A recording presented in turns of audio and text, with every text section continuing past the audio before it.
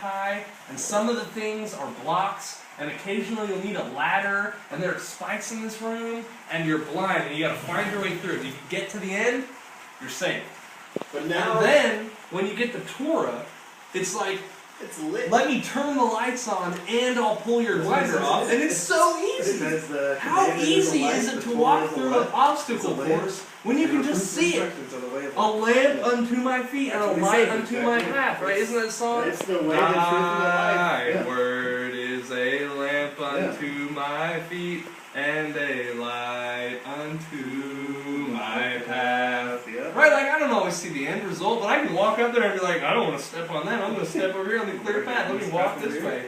And I'm like, thank you, Yahweh. Like, thank you for showing me this. This is a light unto my path. Right, a light unto my path. Like, and man, and there's sometimes I've prayed it. I'm like, I'm in a fog, right? I can't see far ahead. I don't know where I'm going, but I know that you are leading me on the good path.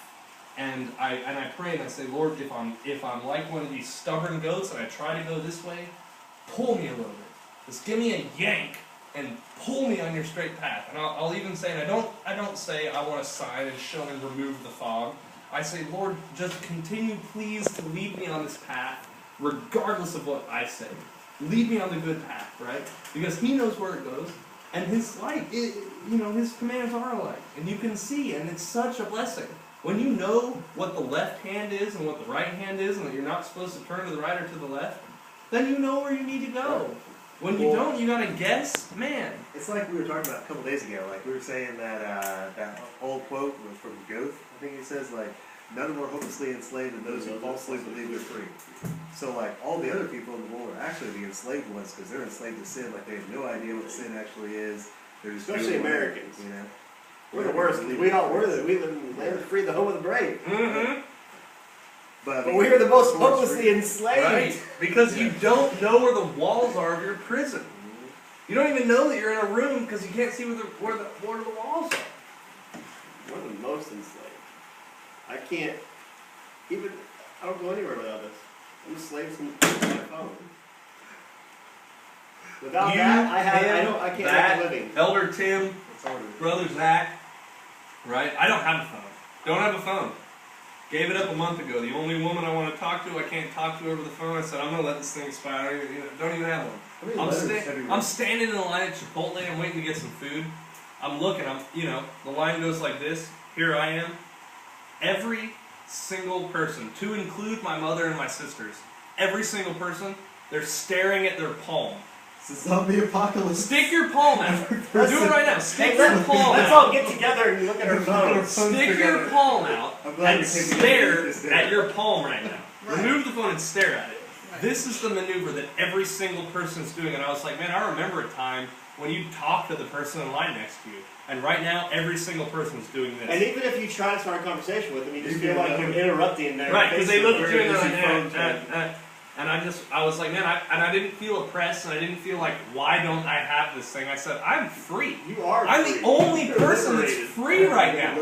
These people are staring at their phone, and I'm standing here like, I'm looking around. Like, I'm looking at the people You're also the only person that will see when the bad guy walks through the door. Right, exactly, right? I'm the only one looking out there to see what's going on. It's insidious, right?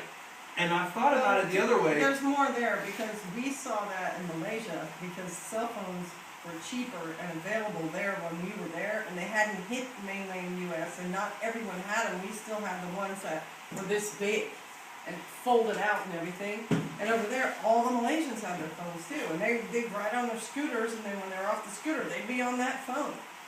So, and I remember seeing it and saying, we'll never do that. That's ridiculous. Why would you do that? And now, in America in 2013, everybody's doing it. Let me peel that onion back one more layer, right? If you believe, like most of us do, that this stuff, this water that you get out of here, and this plastic that you touch, and all these things make you sick, you make a device. And I was walking through, when I had my phone still, I was walking through that body scanner X-ray, and the TSA guy said, listen, don't be concerned about because I asked him, I was like, these X-rays and all this, and he said, listen, don't be concerned about the X-rays that come out of this thing, because the X-rays that come out of this are less than 5 minutes on your cell phone, talking on your cell phone.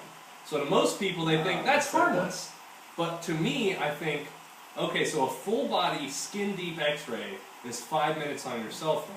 Then I got rid of my cell phone. And now let's go back to that original point that I said where the people at the top and out there, they want you to get sick. And they want you to have to pay for it.